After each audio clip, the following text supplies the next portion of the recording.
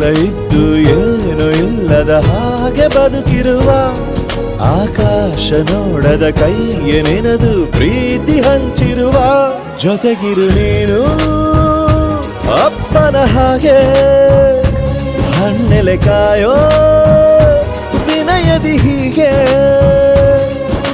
ನಿನ್ನನು ಪಡೆದ ನಾವು ಪುನೀತ ಬಾಳು ನಗು ನಗುತ್ತಾ ಬೊಂಬೆ ಹೇಳುತ್ತೈತೆ ಮತ್ತೆ ಹೇಳುತ್ತೈತೆ ನೀನೇ ರಾಜಕುಮಾರ.